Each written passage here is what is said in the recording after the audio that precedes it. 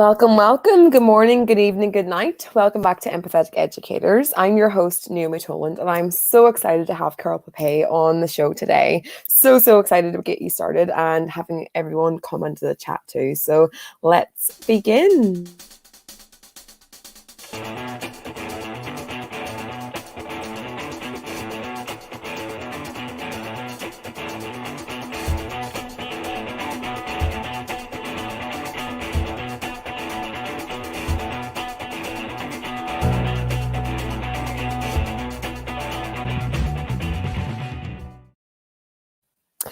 I'm just so excited for this session today. We have people coming in from all across the world, hopefully, letting us know where you're from and letting us know what your insights are and your takeaways are throughout the conversation.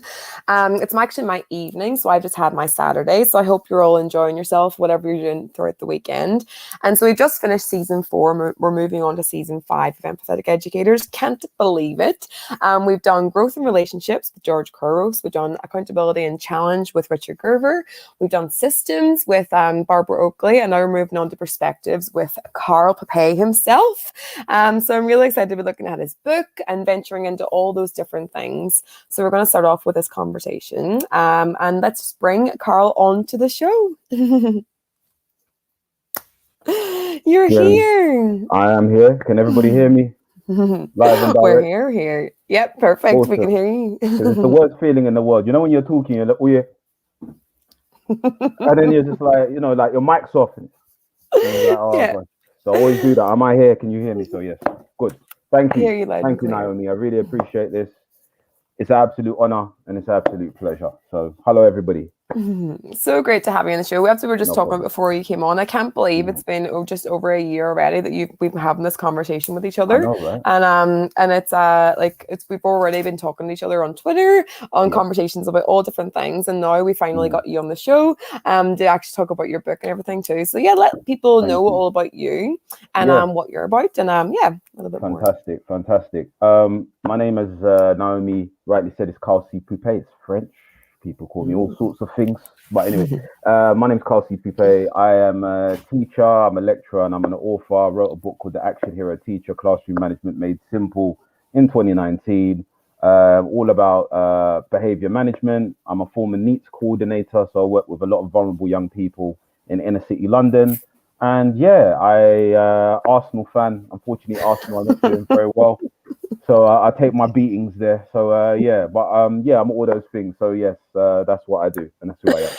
I love whenever I listen to you on all different shows, you find a way to bring Arsenal into the conversation every single time. Do you know that? Is it on purpose, or is it? I need to share the pain. It's a very painful experience to support Arsenal. Very, very painful.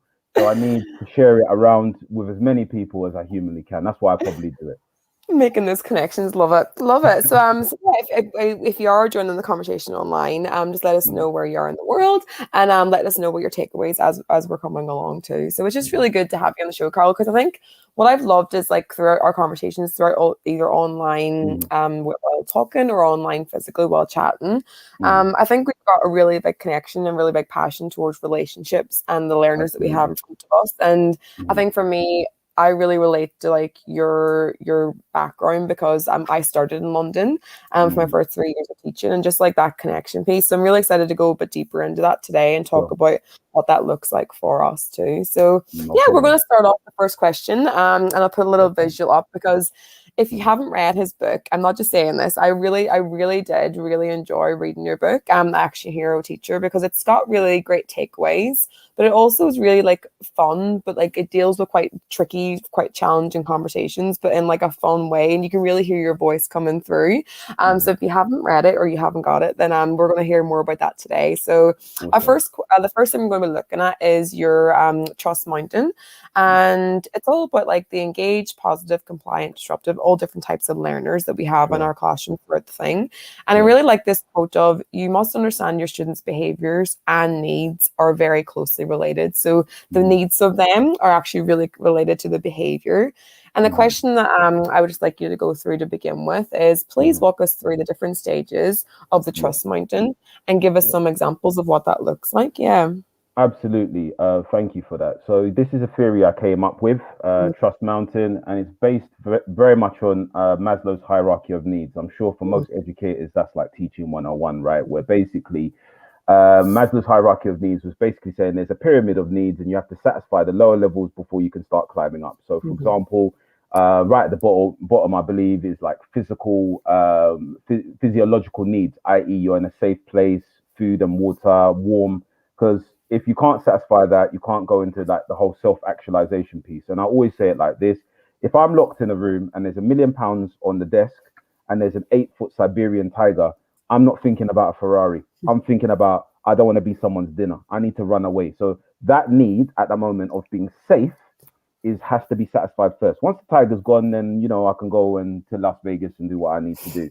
And it's very much a similar thing. So when we go through Trust Mountain, it's basically when I walk into a classroom, or what I teach teachers is when you walk into a classroom, you can't see them as a homogenous blob. They're not all the same. And what you will see is you will see 4 types of behavior, all right, or 4 characteristics that are being shown. And on Trust Mountain, I don't know if you can pull up the graphic again. Yeah, no problem. On Trust Me, so it'll be easier for them to kind of see. You've got, as I said, 4 levels, and I'd want you to notice on the sides that you've got what I call the 2 levers. One is trust, and one is mutual respect.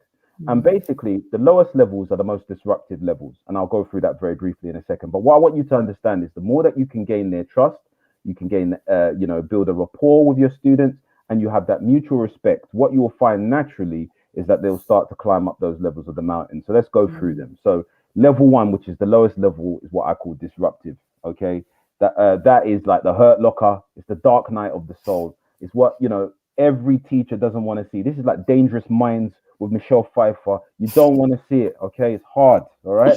Now, what I define, I'll be a bit more. I love to have fun, guys. By the way, some people are so boring. I don't know. You guys, if you've done training, it's like yes, the pedagogy of Jungian psychology, and you're like, I just want to sleep. But I'll try and keep you lot awake. That's what I love about it. I love that part of it. It's like I love what you bring to like the book. That's really fed through the book too. So it's good. Like it's great.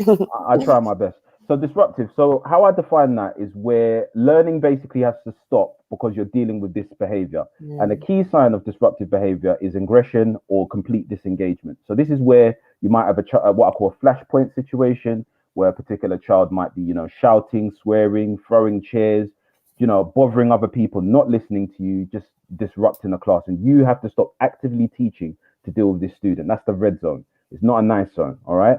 And in my book, I talk about how do we come out of that red zone. The level above that is what I call compliant.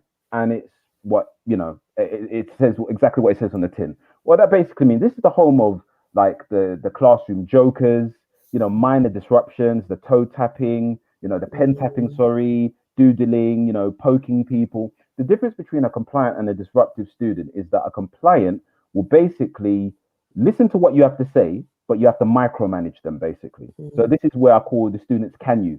John, can you sit still? Can you stop tapping the pen? Can you stop doing this? Can you take off your jacket? Can you? That's their name. Can you do this? Can you do that? And what ends up happening, it's annoying. You can still teach, but you have to literally be on this student. And that's not ideal as well. All right. Now, going up 1 level above that is what I call the positive level. Now, at this level, this is where the magic of teaching starts to happen. Students are still disruptive, but they can self-reflect. And a key sign of this is if you look, so for example, if a student has their phone out or they're doing something they're not meant to be doing, and you just give them that look, like our parents used to give us that look over there, and they say, sorry, sir, sorry, miss, I'll put my phone away. Now that is magic because what they realize in that exchange is that what they've done is wrong and they're self-correcting, right? And that is an important stage in the student's journey. That's where you can start to give the teachable lessons. That's where you can start to coach them in their behavior. All right. And then you've got engaged. This is like Harry Potter. This is the blue zone. Harry Potter, Hogwarts. This is what, you see the adverts in the UK get into teaching. Beautiful. It's happy. Everyone's laughing. And all the kids are laughing, blah, blah, blah. And the key sign of this regional zone on Trust Mountain, right at the top, is that they can self-manage and they manage other people as well. They take the initiative. These are usually the kids that will say in class, Sir's teaching, Mrs. teaching, come on, be quiet, please.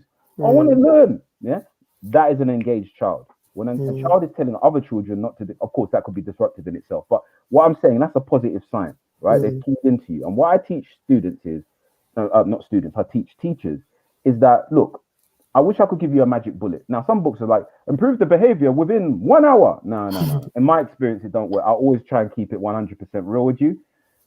It doesn't work that way. It could take ages to do that because every child has an individual need. But what I can say to people is that your key in a classroom is to try and get them all up one level. So can you get this disruptive child to become compliant?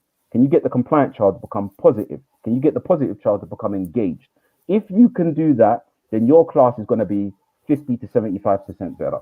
And obviously you can work on getting them all up the mountain. But obviously if you've got a child who, I don't know, is being abused at home or beaten up or sexually abused, then obviously getting them from disrupted to engaged, it might be a particular challenge which is unique to them. So I always just say that's how you're climbing a mountain with them. And it's just about pushing everybody one level. And you can do that quite quickly.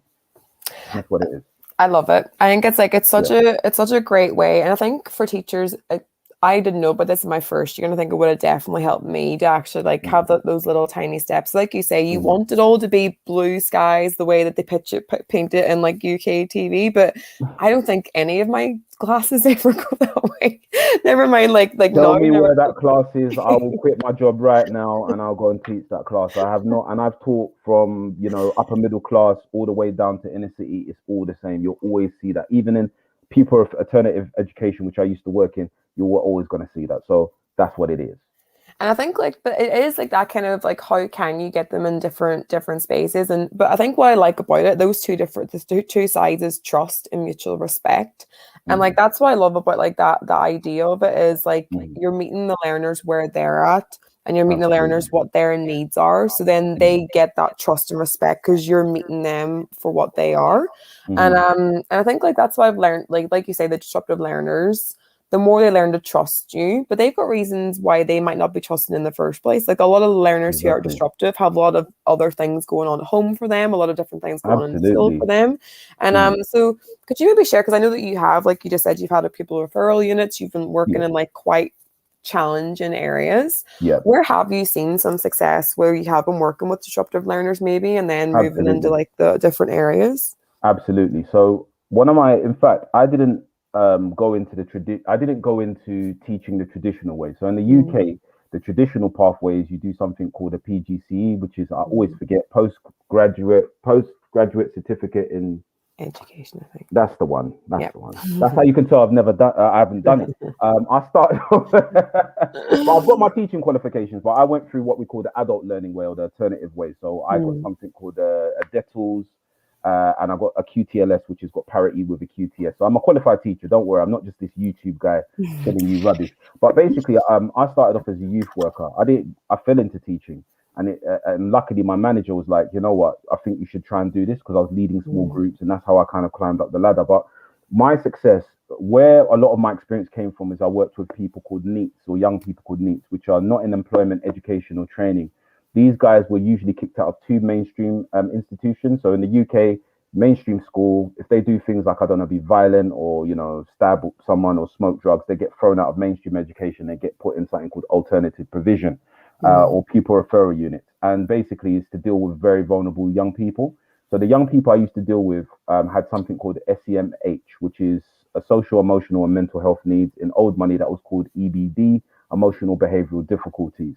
And what we found with that, and the reason why I know what I know, is not because I'm some magic guy, is because I had a lot of training to deal with psychology.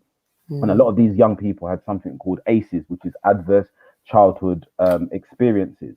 And what we found is the more ACEs a young person has, the more difficult basically, you can almost chart it on a graph. The more ACEs they have, the more likely they're going to end up in antisocial behavior, i.e. gangs, i.e. being a victim of or a perpetrator of violent crime, being trafficked, prostitution, homelessness. It was really, really bad. So what my job was like the wise people, men in black, who were the first and last line of defense, was to try and get them in some form of educational training, because that was the difference maker in them getting, a better life chance. If you've got no qualification, you haven't passed your GCSE maths or English, you're not going to get a job. So they need money. How are they going to get money? They're going to have to do illegal things to get money. That means people are going to get hurt. So that's where I kind of dealt with that. And going back into what you were saying, we realized that a lot of these people that are being thrown out of schools or whatnot did have a lot of unfortunately difficult backgrounds. I was working in a place called Isle of Dogs, which is in the UK, which is next to a place called Canary Wharf. And Canary Wharf is like the financial center. It always shocked me because every time I went to work, it's like the financial center at that time of Europe, not after Brexit. No one cares now after Brexit, but right next to Canary Wharf is a place called Heron Quay and South Quay, which was the Isle of Dogs. And this was where a quarter of all acid attacks was taking place in the UK at the time. There was a lot of postcode wars and violence. And what we realized was, for various reasons, including socioeconomic status, the housing wasn't good, or they didn't have, a stable home. That is why they started to behave that way, and they could not engage in education. So we had to realize we couldn't. Dealing with behavior is symptom, right? You have to start going, dealing with the cause. And obviously we can't parent them. We can't, feed them. Well, sometimes we had to, but we could become what we call in psychology a positive object. So, i.e., if you've got a young man, father's not at home, mum might be on drugs or alcoholic. When they came to the center where I was working at the time, we could be those positive role models, right? And we had to model that for them. And it wasn't easy. And that's where a lot of the training came in. I worked with a service called CAMS, which is Child Adolescent Mental Health Services, which gave me an absolute smorgasbord of psychology, transactional analysis, restorative justice, all these types of things. And that's what I did. So when I slipped into mainstream education, I realized my colleagues, my PGCE colleagues, didn't get as extensive training as I got. And that's why I put the book together, basically. So hopefully I've answered that question. But I think it's like you said, like behavior is a symptom. And I think that's why I got so interested, like working, like you said, whenever I was working in London, like a lot of the area that I was in, the community I was in, there was a lot of stuff going on that I had never been exposed before. You heard like things on like the headlines, you heard things like, but like this was actually happening to some of the learners I was working with. And like I said, behavior is a symptom. That's what got me onto this journey as well. Like teachers are not taught this in our like you're not taught about neuroscience, you're not taught about psychology, you're not taught about like all those different things that go into the learner. And you do touch upon it a little bit in your training, but it's just such a big part. Like you can't get to all the maths and literacy and all that type of thing before you're getting these learners to, like, who have had such awful mornings, all these things that have happened to them. But I really like what you said about like the behavior as a symptom, because that in itself is just recognizing that, like being able to take a minute and saying what's going on for this learner.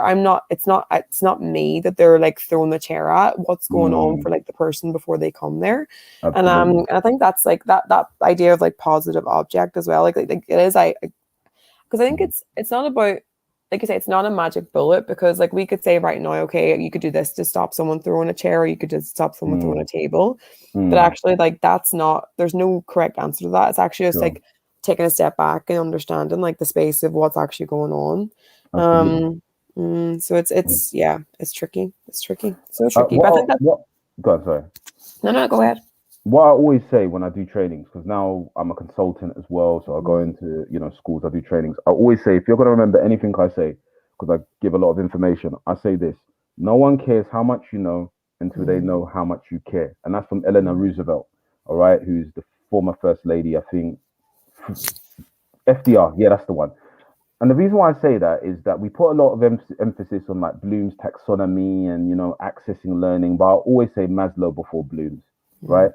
If you could be Leonardo da Vinci of drawing, you could be Albert Einstein of physics teaching, you can be, I don't know, whatnot, you could be, I don't know, Marcus Rashford of PE, does not matter, right? If they do not like you, or they do not feel a rapport, or even forget the liking, respect you, you are not getting through to them. That is the bottom line. And I still find it quite difficult to understand in the PGCE, because I've spoken to a lot of colleagues, and in fact I've spoken to lecturers as well, why they don't emphasize this enough. Sorry, I'm going on a rant here, but some PGC, when I speak to some training providers and I speak to some people that have just gone through the process, it's like we do behavior management like for 2 weeks, but the rest is on teaching and learning, assessment. But I'm like, how can you assess a child if they're not in your classroom? And that's where I'm really passionate about that we need to, and again, going in a slightly different direction as what we've seen with George Floyd, And what we've seen, since then, looking at the racial disparities, that, for example, young black children are 4 times more likely to be suspended or expelled from schools, right? So we know this is an endemic problem. So we can't blame the children, especially if this has been happening for generations. We've got to look at the way we're teaching them. So that's why building relationships and understanding these things is such a passion for me, because we're literally saving lives. And I think that's what, like, whenever we talked about it, like last year, me and you were having the conversation whenever you were holding the empathetic educators chat with me, and we were talking about how in London there's such a multicultural different space, and like that's for me coming into that space, like, and having to understand all those different, because I actually didn't have one learner in my class that was from England. They were from every different space and all different places, and like that for me, I had to like gain their trust, because they were wondering like where I'm from, where I came from, what's my background, and they're so interested in that. Like my learners were so curious as to where I come from. And the more they understood me as a person, and I think like whenever you're taught, like, as well, I've heard so many phrases like leave your emotions at the door, or turn into teacher mode, or turn into like that kind of space. And it's like the best way I've ever been is whenever I didn't act like that. It's whenever they see me as a person, they see me as a human. And like them, if we see them as humans, then it makes such a big difference. Like not just us showing them, but also them showing us. Like it just makes that like such a big thing. And then you can do the learning them with the relationship base. Yeah, it's such a big thing. Absolutely. And you can't, again, I wrote a little a book, a little ebook called Teaching Generation Z. It's absolutely free if you go to the top of my Twitter page, or if you go to actionareateacher.com. Sorry, am I allowed to plug? No, go away. I'm plugging your book as well. I'm like, because it's such good things, such good takeaways from it. But what I'll say to people is that we are in a different generation. We don't realize the same way we study 1939, 1945, 1966, 1969, the same way that, we look at all those dates as key moments in human history. People are going to be studying 2020, and 2021. This period of history will be in the history books. It'll be on the GCSE syllabus, because we are teaching. People don't realize this generation. So each generation has a name. You and I are probably millennials. We classify ourselves as millennials. And then there's boomers, which are the older generation. There will be the retired generation now, Generation X, so on and so forth. The current generation that is in education now is called Generation Z. And this is a unique generation because they're the first ever human generation to have been born after the internet, to not know what life was like before the internet, should I say. Technology, especially social media, Internet 2.0 has changed everything. So I always give this example about, for example, authority. I can right now, or a child can right now, go onto Twitter or Instagram. They can tweet at Boris Johnson or, Joe Biden or whoever the leader of that country is and say, I hate you. You and your mum can beep, beep, beep, beep, beep, beep, beep, beep. Now, what people don't understand is it's common for us. But 100 years ago, if somebody did that, you can go to jail or possibly be killed. Even if you go 300 years ago, insulting the king, you'll get beheaded. So what I'm saying is the line between authority, those who are in power, and those who are not in power, the governed, has become so thin now. It's unbelievable. So if they can do that to Joe Biden or Boris Johnson or whoever the king or queen or president or prime minister is of your country, why can they not do that to you? Now we're in a position where we have to earn our authority. And as you said, if you go with that, do as you're told, they're not going to want to listen to you, because social media and technology has let the genie out of the bottle. And, ladies and gentlemen, it's never going to come back in. So we have to move from teacher mode, quote unquote, to coaching mode. And we have to become more emotionally intelligent, because to be honest with you, one last thing to say about it. We come with this notion of, we're teachers, we're the font of all knowledge or whatnot, what have you. If you ask me a question right now and said, what is the capital of Brazil? Within 6 seconds, there you go. I can get the answer. Back in the day, before internet, I had to go to the library. I had to go into the reference section, print it out, bring it home. That could take me the whole day. Under 6 seconds now, I can get the information I need. And the teacher and the kids say it to me all the time, what is the point of learning this stuff? I can get this off the internet. So we've got to recognize we're teaching 21st century kids in 18th century classrooms. Yeah. And we have got to recognize that, and we have got to change. We've got to adapt, because it's not going away. I totally agree. I think like, but it's also it's the skills, but it's also like the behaviors. Do you know, like that's what really is like it's the behaviors of like you say they don't have to just be like do as I do as I say. And I think was it your session I was listening to or someone else's, and I think they were talking about I think it might have been your session actually, because I think you were saying about how the factories and like how we know like it was industrial stage and like it was set up for that because of what they were going out to in the workforce. And now like that workforce isn't what they need to do with that now. So it's actually setting them up for like a different area. And I think like that's what I like about like what you're portraying in that space. It's like how you're doing like the physical side of it, like the emotional side of it, going back to like that trust mountain. Like those two side pieces for me. I like the four areas, but it's more the trust and the respect part for me is like that's what we need to be earning. Why should they listen to me? Like not just like authority and not just like because it's good to like actually have like that boundaries, but it's also like they're trusting me that I am actually there with them, not just because I'm saying you have to do what I say. And I think it does kind of feed into like the next question, what we're talking about, like this like people tend to perform to the level that you see them. And like that's kind of like what we're talking about at the minute is like that kind of way of like getting them to feel and getting them to be getting involved with what they're actually doing. And so I think like you speak a lot about fostering relationships in your book. And could you maybe like go, because I had heard of the Pygmalion effect before, but you really did bring that to the forefront of my understanding as well. So maybe could you give a little bit of like a background to that and what that means? Sure, and a slight caveat with that, because what I don't want people to walk away, just to finish on your point, what you just said, I don't want people to walk away thinking, oh, let me just be best friends with the child and everything's going to be okay. In my book, I clearly state that you do need authority, but it's a different type of authority. And obviously, if we've got time, I might cover it. But basically, what you need, a great teacher, 21st century teacher, needs a balance of authority. And authority I'm not talking about is like General Zod, kneel before me, do as I say. Not that type of authority, but the expertise that you carry and the respect that you carry as well as what I call warmth, which is your emotional intelligence piece, which is your the ability to empathize. But you do need that to gain that respect. That's why I put it there. But anyway, just to No, I think to be honest, like I think maybe like you just hit like third question that we're going to reach on. So maybe we'll just switch around a little bit. Sure. Because like that is kind of like I love like that's part in the book where you speak about authority and warmth and being important elements to a successful classroom management.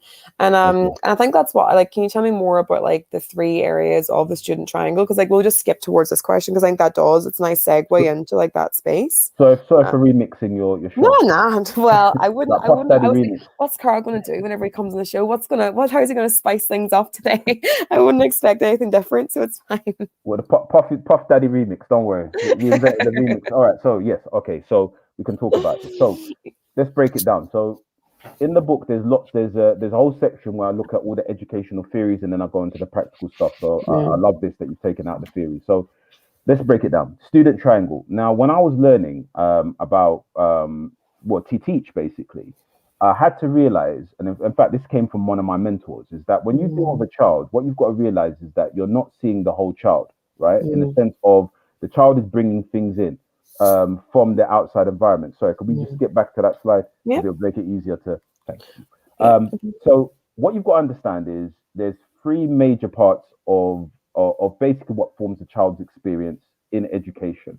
All right, so let's go for it. So when I talk about so it's a three-pointed triangle. When I talk about the person, I'm talking about, does the person have any particular needs? Do they have SEN, special educational needs? Do they have dyslexia? Do they, how's their cognitive function? All right, what is their personality like? What subjects do they like? As we know, like if you look at things like, is it Robert Garber? No, is it Gardner? Sorry, Robert Gardner's theory of multiple intelligences. We are all as human beings wired to do things better than others. That's just the way our genetics work. What motivates them? What inspires them? Okay, these are the things that you have to understand. Then you've got the environment. What's their home life like? Okay, do they live with mum and dad? Are they being fostered? Do they look after? Are they being looked after by a grandma? What area do they come from? An inner city London context will be different from a context, just say in Devon or Cornwall, which is more of a rural context. What are the particular issues in the area? When we talk about environment, what culture do they come from? Are they Muslim? Are they black? How do they identify? How can we access that? And then obviously we're talking about the school. What is the particular school like? Is it regimented? Is it militant? is what subjects do they like? What's their previous history? Now you would think that it's a third, a third, a third. They have equal influences. But what I've found anecdotally is that the environment is the key area. All right. In fact, I would say the school, and you are in that not even quadrant. You are in that third. The school, in fact, is probably the lowest. You've got the person, you've got the environment, and you've got the school. All right. So what you have got to try and do is you've got to try as a teacher where you can to put your feet in all those different camps. So when they talk about environment, obviously you're talking about caregivers. Can you talk to the parents? Because if you can get the parents on side, then it makes your classroom battles easier. So before they've even come into school, and you made a really valid point earlier. So imagine you've got a young person, you do a lot of work with them. They're good, they had a rocky start of the day. They're good. But when they go home, he's seeing his mother being beaten or his father being beaten by his mum. Either way, it doesn't matter, right? He's going to a place where it's damp, where, there's mold, where there's mice, he's not eating. So what ends up happening, he's going through all that experience through the day and the night. He's bringing his environment, he's bringing his personality into school. So where you said he's throwing a chair at you, you're thinking, what's wrong with him? You don't realize all these things. So you've got to work with all these different areas. And again, in teacher training, I'm surprised they don't talk about this enough, especially when you're dealing with students of SEMH. So you have got to try your very best. Of course, there's only so much you can do. But especially if you've got a troubled student, to try and understand the environment. So for example, I always say this to teachers. So if I work in London, and kids talk in what we call multi-ethnic London, what's it called? We call it slang, but it's multi-ethnic London English. It's been clinically termed, So rather than dismiss it from your classroom, rather than say, we talk received English, try and understand, because language is a gateway into culture. If you can understand what they're saying, maybe they can't articulate it like you can articulate it. So if a man says, yo, I'm vexed, this teacher's wet, yeah? In your head, you might be thinking, what did he just say? He's saying he's really angry and he believes that this teacher's being silly, yeah? You can start to access where they come from. And when they see that you're trying, it's like when you go on holiday and, you try and talk the language, they say that it opens up something. They think, okay, he's trying to get into my world. And that's what I was talking about with the student triangle. When I was talking about, so where that goes from warmth and authority, is what I call the classroom management spectrum. And what I said is every single teacher. So imagine there's a line and it's a spectrum. And on one side, I believe it's the left side, you've got authority, right? Being authoritative, okay? And on the right side, you've got warmth. Now, every single teacher falls somewhere in between those two. Okay. Now, when I talk about authoritative, I'm talking about where you're more regimented. You could be more militant, for want of a better phrase. You're more like didactic, do as I say. Okay. And when we talk about warmth and empathy, we're talking about where take your time to learn your students and understand your students and all that piece there. What I say, all teachers should be somewhere in the middle, trying to have that authority and warmth. And you don't have to be exactly in the middle. If you're working with younger children, if you're working in an early year setting, then of course you'll be leaning more heavily on the right, on the warmth side. Sorry, it's mirrored, so it's this side. I didn't realize. You'd be leaning more heavily on the right, because obviously you're dealing with young children. If you're working in a PRU, in an alternative provision, or perhaps teaching in a prison, you might be leaning a bit more on the authority side. But it's important that you have those components. What I say is you need to avoid the extremes, though. So if you're all authoritative, right? No empathy, no warmth. I call that in my book a dictator. You are a person who, shut up, sit down, take off your jacket, don't talk to me, blah, blah, blah. Screaming, shouting. You're not going to build any relationship. In terms of trust mountain, your kids are going to be flying off the mountain, right? Even the engaged kids will be too frightened to engage you. But on the other side of it, if you're too empathetic and too warm, that's what I call a doormat. And the problem with that is, on Trust Mountain, you'll go up a bit, right? But when there's an infraction, and there will be an infraction, when a child slaps another child, when a child doesn't bring the homework, what a doormat does is they don't have the authority to check the child, right? And what ends up happening is, leave John, John's got a lot of problems at home. What ends up happening is that child loses respect for you, because you are not, we need boundaries as human beings. That's how society works, okay? Because some people, we don't need rules. There'll be absolute anarchy and chaos. Watch The Purge, where there's no rules, yeah? That's what we're going to be purging each other, right? So you must have that authority to say, John, Megan, that is wrong, Okay, you hit Tony, that's wrong, and there's going to be a consequence. And what you'll find paradoxically is they have more respect for you because you're willing to uphold those values. Okay, and then there's another one which I call the yo-yo, which is somebody who swings between being authoritative and being empathetic. And what I say simply is they're strong on the wrong things. I've been in classrooms where the disruptive students are literally like almost setting fire to the classroom, and then this teacher's telling off a quiet student in the corner, and it happens a lot more than people think. And when I question, I say, why are you not dealing with John? Oh, John, he's a handful and he's got, CP, child protection, just leave him, he gets like that. But I'm like, no, because you're creating chaos in your classroom. The kids that are more positive and engaged are thinking, hold on, why is there one rule for John and another rule for me? And it's wrong. So you've got to, what I call the middle is what I call the leadership zone, right? That's where you've got to try and get into. So hopefully I've explained that. But it's all in my book and it's all on my blog as well. No, I think definitely explain that. I think like because you were talking about the different areas, and I think like the boundaries is a really like that's what I wrote down as well, is like learners especially who haven't been given that like those boundaries at home are actually like needing or crying out for that. Like they're needing like that kind of space to actually help them direct their own learning and direct their own space, and like have that as a space where they can actually go from. And I think for me, like that consistency part, like I think that's one of the reasons that's I love the way like you do talk about empathetic and authority, and that's why I've started like talk about in like empathetic educators. Like empathy doesn't mean that we are sitting there crying with them and we're like having this like sing song and like having all the like, I think empathy is a really key for understanding, but then it's what you do with that empathy that like then turns a relationship into something else. And like it's like that's what I liked about like the warmth and the authority, because like you say, you have to be somewhere in the middle, and sometimes you go a bit more authority because that's what the situation's needed. Sometimes you do go more towards warmth because you don't need to have that authority as much.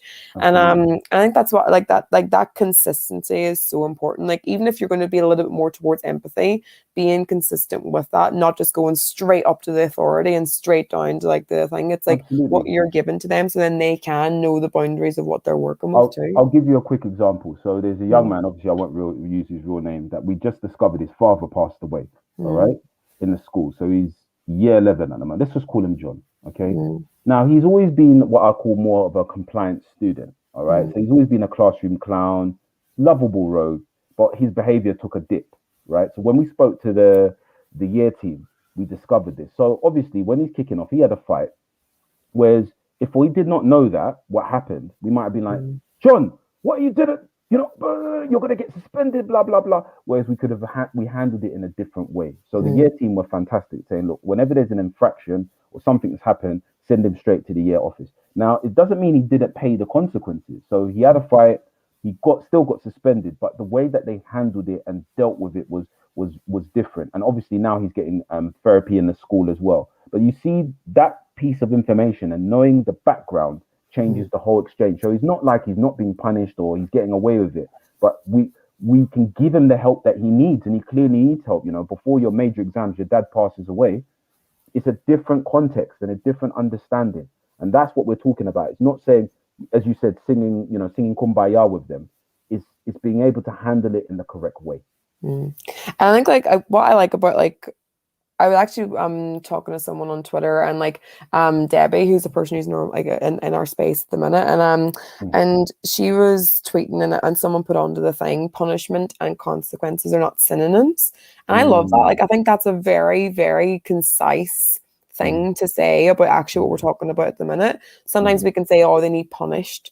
But actually, it's not about that. It's about realizing that that there's a consequence for your action, and like that actually transfers then into because if you punish them and they don't like, I think because sometimes whenever it's restorative justice, people say, oh well, they're just kind of like not actually getting the punishment that they deserve. But actually, like it's about you do have consequences for your action, but you just getting told off and yelled at. What is that actually doing? Like might get a bit scared, you might get a bit, but are you learning for the next stage to like stop doing that? And so I like that statement. Punishment and consequences aren't synonyms, because that like that does have that difference. I'll take it even a step further. I'll say you shouldn't use the word punishment, use the word discipline. And I think I write that in my book. The word punishment comes from the Latin, I believe, punere, which I believe, if my memory serves me correctly, is to harm, right? To inflict, yeah? Whereas discipline comes from, I've forgotten the Latin word, but discipline basically comes from is to teach, is to learn. So that's how I approach sanctions. Because again, new teachers are really like nervous about, oh, I don't want to give detentions or whatnot. But what you've got to understand is what is the ethos? Why are you giving this young person a sanction? Is yes, of course they've got to pay consequence. If you go and punch somebody in the face, you need to pay a consequence. But it's to teach them. So what I do in my detention is I don't sit there unless it's really bad or there's a mitigating circumstance. I will talk with them for that 20 minutes and say, how can we not make sure that this doesn't happen again? Let's walk through it. And again, in my book, I talk about it. It's called Last. I use an actual framework saying, what happened before you punched this guy in the face? When I have that conversation, they might say, you know what? I'm going through a difficult time. My mum's ill or whatnot. And again, that's getting that information and saying how, because what you want to teach your young person is how to self-regulate. That's being an adult, right? An adult, you have to self-regulate. So, for example, if a child says, shut up or F you to me, my natural human reaction would be, to throw a chair back or, but I have to, or I want to give him a slap. And I'm going to be really honest. Oh, I'm getting myself into trouble, but that's a human reaction. But as an adult, I have to self-regulate and say, A, I'm a teacher, Carl. You can't do that. And number B, why are they doing this? In my mind, I'm like, why are they behaving this way? And that's just, and we have to be the bellwether of the classroom. We have to be the example, because if we can't regulate ourselves, they can't regulate themselves. And that is the whole point. And that's what I believe sanctions should do. It's a discipline, is to teach, not to afflict or to harm, right? Yeah. That's what I believe restorative justice should be, right? That's the whole point, to restore, not to destroy. And I think it is tricky because like I said, like I was teaching in London and there was days where I was like, oh my, like what am I meant to do with this? Like, because like you say, it's natural for us to be defensive and to be angry and to be, don't you talk to me like that. I deserve more than that. And I'm not saying like some days there were, I didn't react the right way and I didn't because I was at the space where I was learning too, and I was learning to understand the learner. But I think it is like that control piece for a teacher too. Like it's like, how do you navigate your respect? Because then, like you say, the engaged learners, if you're not showing and you're not gaining that respect from the disruptive learner, you don't want to lose face in front of the whole team too. So it's that kind of like, how do you balance between the authority and the warmth, but also the having control of your class? But the control, I feel, comes with the relationships like that they do go hand in hand together, and the trust and the respect. It's Could I go? I know we're going off piece, but could I go slightly deeper on what you just said there? Because I think it's important to understand. Is that all right for time? Yeah, no, go ahead. No, okay. What people got, and this is what I've learned as an adult, right? A lot of people in general do not understand boundaries, and I'm not talking about teaching. I'm talking about being a human being. All right. We don't understand the function of boundaries, and that includes me. I'm not saying like I am not, or not. This is something I've, I won't reveal my age, but I'm past 20, put it that way, way past 20, closer to 4, if that makes any sense, a big 4-0. And this is something I'm still learning. People don't understand about boundaries, and what you find, and I think again, I'm gonna have to do research on this, is that, as I say to all teachers, it starts from you. All right, it doesn't start from the child; it starts from you. All right. And we've got to understand what boundaries are. Boundaries are ways of defining what is my responsibility and what is your responsibility. So me and you, Nai, we can be neighbors. I'm sure we'll get on like a house on fire, but I can't come into your place and do a big dump in the middle of your living room. No matter how much you like me, that's an infraction. Yeah. But what people don't understand, because we are not, and again, I wish we learned this more in school. All right. I know there's I can't even speak now. PSHE, that's what I was trying to say. But what we've got to understand is that we've got to know what a boundary is. A boundary is a way of saying what your property is, or what your property, your situation is, and what you can take responsibility. Sorry, let me say it again. A boundary is a way of marking what is yours and what is somebody else's. So, for example, me and you are neighbors again. You've got rubbish on your side. All right. And the rubbish is building up. Okay. Now your rubbish starts to spill on my side. I have a right to say, that's not cool, Nai. Like, you need to do something with your rubbish. I can go and help you. I can say, look, this is your rubbish. I'll help you. But if I go now and say, from now on, I'm going to live on your side of the house and deal with your rubbish, my rubbish starts to build up. All right. My rubbish, I'm not looking after what I need to do. Okay. And that is what we've got. The key is that's what we've got to teach our young people. And that's what we've got to teach ourselves. Because sometimes where I'm going with this is what we find is that we're tolerating things that we shouldn't be tolerating. And sometimes I talk to teachers and they're like, where does it stop if, you know, he's going back to John, his dad has died or whatnot. Remember, I always say use the property analogy. Yes, John has got now, okay, I'm not saying it's rubbish his dad's died, but there's things he needs to sort out. You can go there and help him occasionally to sort out the things he needs to sort out, but you can't live there. You've got to have a boundary and say, because some teachers are like, how do you turn it off? And, you know, I'm at work trying to help kids. And I'm like, while you're over there on their side dealing with their issues, you're not looking after yours. And what ends up happening to those teachers is they burn out. That's where they're like, you know, I have to go off for sick because they've spent so much time for sharing, you know, pouring themselves out for the kids, pouring themselves out for their manager, pouring themselves out for the school or the institution that they work for, that they completely neglected their side. And that's what I think is important that we teach. And I think that's such a good analogy for it, because like that you just described me in my first year teaching. Like my rubbish was all over the place. Like my house was filled with rubbish. It was exploding everywhere. Like it was like it was awful. And that's what it was. It was like I was just over there tidying up everyone's gardens, tidying up all those different things, and my house was a mess. And I think that's such a good analogy for it, because we have to give to ourselves. And that's why I love empathetic educators. Like that's what I'm trying to like do, is like the empathy for yourself. And like I was talking to George Currow actually on his session, and I was saying like it's empathy, but not at the expense of you, not at the expense of yourselves. And like that's what it is. Like if you're giving to everyone else, then you're not actually giving to you. And I think that's like a big part of it, is like that you have to cater to yourself, but you have to also understand that. And I think, like you say, we have to understand that as teachers, like, but it's also as leadership teams. Like that's like you're a visual of school environment person. I was actually reading that as well and thinking about like how much can like put a teacher in that space, like put a teacher and be like, what's going on in their environment, what is their personality, what is the skill given to the teacher. And that's such a good, like, even like put it as like the teacher triangle. That's what I was thinking about. Like it's such a big step for like that thing too, because if the teacher isn't spaced, it isn't in a good space, like you say, then it's like transferring then into the class, and it's never in a cycle where we need to help the teachers actually tidy up who's helping the teachers tidy up their garden. Do you know, if they're the ones helping the kids? It's such a big thing. I never thought about that. Maybe we need to co-write a book. I never ever thought about that insight. The book's 2 years old, and I never thought about it in what you've just said in terms of teachers. Never thought about it that way. Yeah, it's like it's such a it was whenever I was preparing for like this show, that's what I was like thinking about. And it's because I have had like leadership across the board, and like I have had leadership where they've supported me, and like in that triangle space, like they've been the ones who have been like creating my environment and like helping like me as a person. And I have had people where they're like that's not the case. And I think it's such a big thing. So like that's like what you're saying is like the teachers is what we actually need to help. And then the same way as like understanding the kids, it's like it's such a big thing. And I think like Eileen's just joined in the conversation with coming from, I think she's still in Kuwait. She's like maybe going between America and Kuwait, but like it's a good reminder that we all need to be aware of boundaries. I once learned that if it isn't our problem, not to make it our problem. And like that's like it's like both of them. It's boundaries too.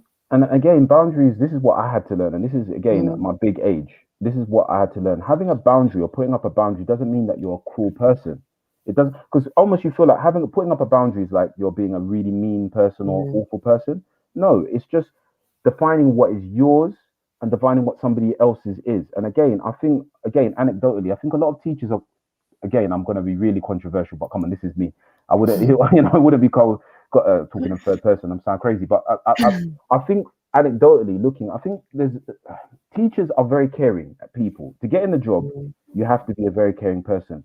But I feel like sometimes there's codependency issues with teachers that are unrecognized. And the reason why, I can even talk about myself, because in the nurture, like if you're a nurse or a doctor, it's been proven that you have a lot more empathy. But having a boundary doesn't mean you're an evil person. That's what I keep on saying, because some teachers feel guilty. I heard a story about a teacher. I couldn't believe this. A teacher had a cancer diagnosis, like bowel cancer, and before her operation, no word of a lie. So imagine her operation was at 11 o'clock in the late morning. She was marking books.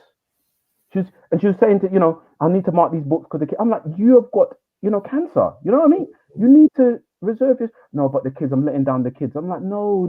That's not your problem anymore. That's when I heard that, I was like, no. you need to recuperate, because if you do not recover from this, you won't be around to teach those kids. Think about it that way. Yeah. If you're dead, you will not be able to teach them. So the best thing for those kids is that you recuperate, you get yourself well. But it's like, I was so shocked when I heard that. I was like, wow, that, you know, boundaries are way, again, it's, you need to have that. And I've realized, and you're right, teachers need to have that and be willing to push back and say, no, I can't do this. I can't And I handle this think it at the goes moment. back to like that's why I'm so interested, like in like I just introduced at the very start about the different seasons, and last season was all about systems, Mm, and like last season like that's why I'm so interested in systems as well as like systems for teachers, systems for mm, learners, systems for like I think mm, like you say we need to question what's going on in the classroom and how we're preparing learners for the future. But mm, again, it goes back to teachers, like how are we preparing teachers for the future? Like mm, that's what I'm at. Like that's the space that I'm kind of like looking into at the minute because mm, like yes, but like if we're trying to get teachers to like go like in this space, mm, have we given them all the tools to get there? Same thing with like the behaviors communication for the learners. mm, If a teacher is putting that out there, why are they putting it out there? Is that their training? Is that mm, what they've gone through? Is that their mm. experience? Like, and like, what is the training for teachers actually? What is that given to them? And like, that's such a big space that we're in. Like Eileen said, Absolutely. is people respect if you're honest about your boundaries, Mm, even though they might be surprised when you set them and draw the line. It's like, how mm. are we helping teachers actually have that? Like, it's like we Absolutely. want the care inside, we want the warmth, we want like if we didn't have warmth, then it's like, how Mm. can we help that? Like, we want that, but it's actually how are we getting that like that to be okay to look after yourself too? The key job is, again, use it. I know I'll leave this neighbor analogy, but it's the best way to describe it. The Mm. key thing is, whether it's with a child or with an adult, what I've come to understand, and this is an understanding I've come to more or less recently in my life. Yes.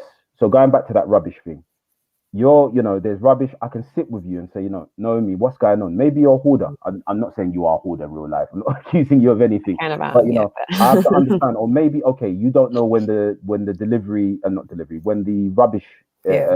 is coming. My job is not to come and constantly pick up your rubbish for you and throw it for you. Yes, maybe once or twice I can do that. But my job is to say, all right, the rubbish collection comes on Tuesday and Thursday. This is what you need to do, this is it, and teach Mm, you how to handle your own rubbish. Yeah. mm, And it's the same with our children. I can't go into John's home. He's lost his father. I can't become his new father, but I can help him as much as I can and mm, teach him how to look after himself. And that's what we need to do. And it's the same mm, with teachers. A great leader, whether your SLT team, is you're empowering your team, to be able to deal with things on their own rather than you can't, if you ask most people, micromanagement, I spoke to a colleague and, his boss is micromanaging him to death and he wants to leave because it's like, you've got to give people, we're adults and we're professionals. You hired them for a reason. Let them get on with their job. And I think that's mm. what people need to understand. Yeah. So it's like the system of like this classroom needs to change, but also that like Mm, leadership, that hierarchy, that trust, that mutual respect, like that's mm, all the things that we need to be putting into our teachers too. So mm. yeah, it's Carl, I literally like we could like that one No, question it's alone, fine. like we literally could like keep going. I would like to say I would love to keep talking because I like that whenever I was reading it again today, Mm, and thinking about that question, it did trigger me and like in that direction with like the mm. triangle is like this teacher triangle as Yeah, well it as the is fine. student triangle. So we can definitely keep thinking about that in that space. And I Sure. think just Mm, before we do, because I would like you to touch upon this because I think it did definitely sure. change my mindset. Go back to question 2, but we're Yeah, actually of in course. question 3 now. And No problem. but like Carl mixing it up. But we're The remix, like baby. It's the remix. Yeah, go ahead. the Yeah, Pygmalion effect and like what it absolutely. actually means and just like yeah Mm. what that means for you as well in that space. Yeah, the Pygmalion effect is very, yeah, people tend to perform to the level that you see them. And again, Mm. I'm full of stories, but the best way to illustrate, I think, some things is stories. So Yeah, one definitely. of the things, I was growing up in an area, I grew up in East London, not the nicest area in the world. And I remember there was one, again, I'll change his name. Let's call him Bob.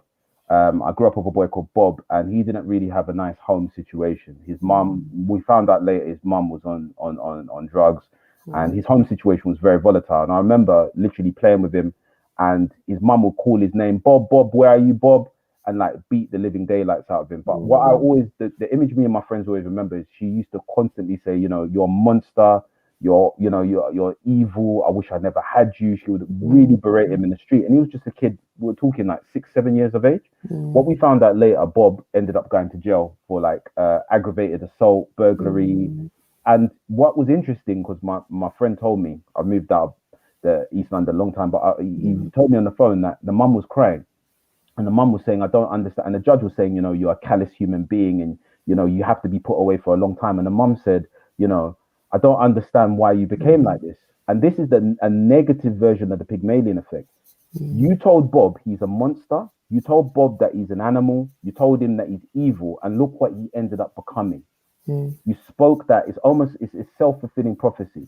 And that is the power of the Pygmalion effect, right? The Pygmalion effect is that, again, this was taken from a study from, I'll get it right, Dr. Robert Rosenthal, and who's a Harvard psychologist, and Lenore Jacobson, who was at the time an elementary school teacher. And what they did very briefly is that they took a class and they took their teachers and said to these teachers, look, so they run an IQ test and they said, look, you in your 20% of your classroom are gifted and talented, all right? And we just want you to keep an eye on them. We believe by the end of the year, they've got some great cognitive ability, and we want you to keep an eye on them. So 9 months into this research study, what they found was that 20% that was earmarked did overachieve, right? They did overachieve and hit all the grades or stipulations. But this is where it became interesting. The psychologist or Rosenthal went back and said that 20% were not gifted and talented. They were ordinary. In fact, some of them were below level. That IQ test was a red herring, and we mixed it up for you. So what ended up happening, what they observed, and there's a paper called The Pygmalion Effect, 1968, was that the teachers looked at those people, that 20%, the gifted, in inverted commas, 20%, they were giving them extra attention. They were saying things like, you're really smart, you're really intelligent, blah, blah, blah, blah, blah. And what ended up happening was that they started to believe it themselves. And they're like, wow, I am really smart. So even if they failed in the test, it's like, don't worry, you'll be fine. I've got good knowledge that you're gonna do well. So they gave them extra help, right? And what that showed, I think the last line, I can't say it verbatim, was basically that a teacher's view, an authority's view on a person becomes a self-fulfilling prophecy. So if you have a high positive regard for somebody, they will want to live up to that, all right? And it's very simply is, if you go into a school, and especially if you're dealing with a disruptive child, and you know that this disruptive child is creating hell all up and down the corridors, and then you come and say, you're a monster, you're a nobody, and I've heard it. I've had things even said to me, you're not going to do anything in your life. That is the wrong thing to do. You need to speak into their future. So in the book, I talk about, last story, I promise, I talk about, I was given a group of young people, year 6, I don't know how that will translate into American grading system. Grades, I don't know how it works. Age? What age? 10, 9 and 10. Yeah. So that's grade 7, grade 8. Yeah. 7th grade, I believe. And these guys were, absolutely, they were written off. And they were just like, Carl, you try and do something with them. And cut a long story short, what I found was these kids said to me, no one believed in us. We're not good at maths. We're not good at English. So I named that class the Scholars Class. And I said, I showed them motivational videos, all that type of stuff by a guy called Eric Thomas, great guy. And, all that type of stuff to get them motivated, saying, yeah, you are scholars. And we had this little code and whatnot. And I think 5 out of 6 of them graduated. And we had like a graduation ceremony and, the parents were crying and all that type of stuff, because I knew that I had to change how they saw themselves. That's why I called them the Scholars Class. And if I could do that, then if they can change how they see themselves, then the grades will surely follow. That is the Pygmalion effect. Talk into their future, positively into their future. Talk into what they can be. Their present is not, the rest of their life. I always used to say to them, your present is a snapshot of your story. If I watch like Avengers in the middle, and stop the film, you'd think it's the end of this film, That's why we have, Infinity War, and we have to add Endgame. It doesn't mean it's over for you. And that's what started to get their grades. So that's what it is with the Pygmalion effect. Talk into their future. And again, in the book, I talk how to do that.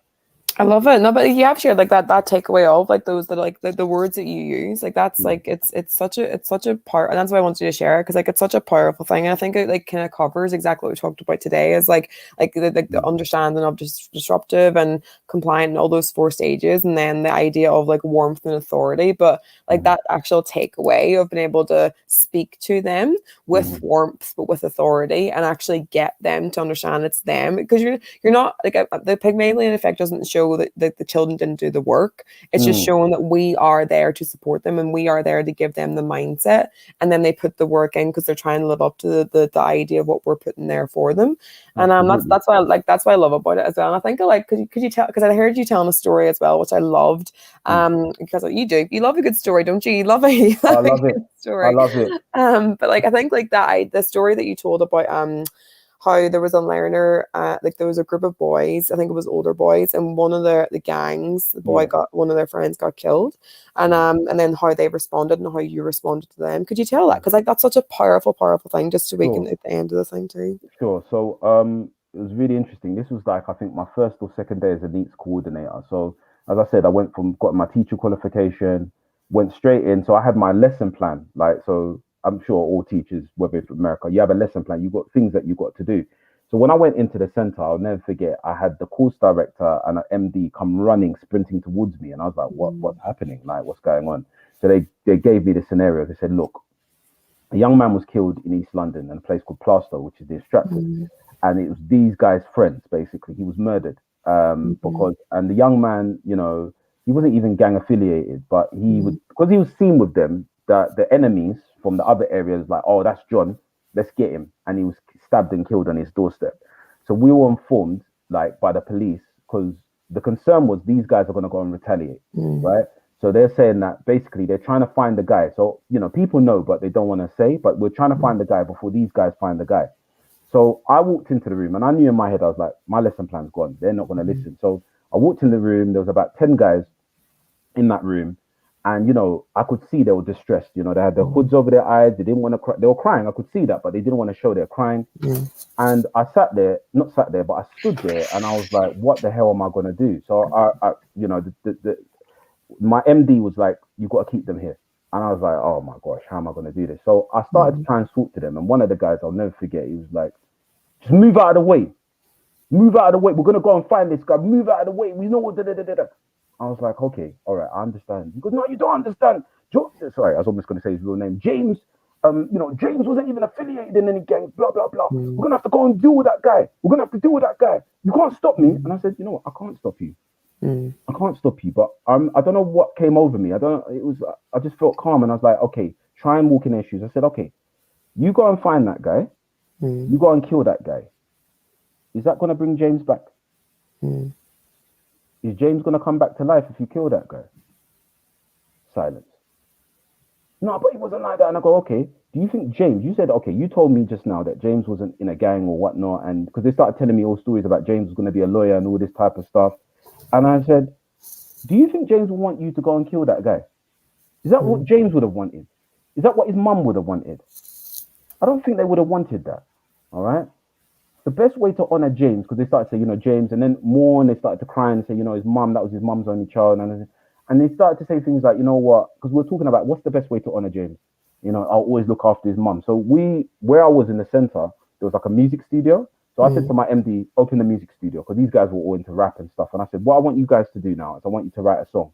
I've still got it. It still, it makes me a bit emotional when I think about it. And they wrote the most beautiful song, tribute to their friend. So all of them were writing lyrics, you know, I was saying that, James, we're going to miss you. James, we love you. James, you know, I'm going to make sure your mum is okay for the rest of my life. And I remember, like, because we had the MD, we had like yacht, which is youth offending team. So it's like a designated policeman. It wasn't a dry eye in the house. It was such a powerful experience, because that could have went completely the other way. And it's not because of me or, you know, I'm magic or anything like that. It's just understanding, you know, understanding. And because I'm from East London, I understand, you know what I mean? It's not, you know, that is what it was. It was just an understanding and taking something which is an extremely negative situation and trying to divert it. And that's what I believe we as teachers have to do. And that was basically it. I love that story. Like that's why I thank you for sharing, because I think it's such a powerful way, like, to be able to, and I think, like you say, we don't know how we'll respond in those situations until they happen. And I think, like what you just said, like about him saying, get out of the way. If you had have said, like, because you were told, keep them in there, like that's what your instruction was, and that's where you knew, like, that's what you need to do. And I think, like, if you had have risen to him and said, no, you're not going anywhere, and he would have been like, I'm going somewhere, and then like, no, I'm telling you, you're staying. Like, there's no way that like that would have escalated and just got those emotions heightened. And I think, like, that's what we have to try so hard. Is like that's where like I didn't get it right all the time in London, but like those little incidents, the successful times that I had was whenever I took a step back, and instead of reacting the way I wanted to react because they were reacting like that to me, it's understanding them and trying to say, okay, how can I meet you? How can I support you? How can I be there? And like you said, what would James want to do? What would they need? What do they need right now? And then instead of escalating it, you were able to get them to like come to a space where they could share what they were feeling. And that's, at the end of the day, that's what a lot of us want as human. Like going back to what you say, it's not about the students or not about teachers, actually, like us as humans and just being there. What would we want for if we were going through that? Like understanding, someone to understand me, someone to hear me, someone to see me and like know what I'm going through and give me some sort of support. So I love that. Love that story. Thank you for sharing with it. Yeah, it's like Eileen said, like beautiful and powerful story, Karl, because like it's and just really great takeaways to. And you never know. You don't know what's around the corner, like in those different spaces. But like the understanding piece and like the words matter with that space too. Yeah, absolutely. So. No, thank you. Honestly, thank you. I don't know how much time, if there's questions or anything like that. I don't know because I can't see anything. So.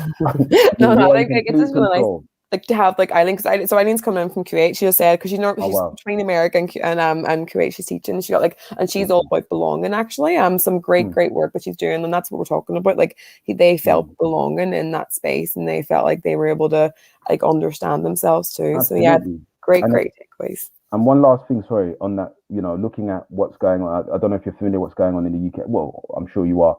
But, it's, for example, the whole Israel-Palestine thing that's happening. And I've been hearing, I know certainly, I've spoken to colleagues and, there's kids that are protesting saying free Palestine and whatnot, and they're getting expelled or they're getting suspended.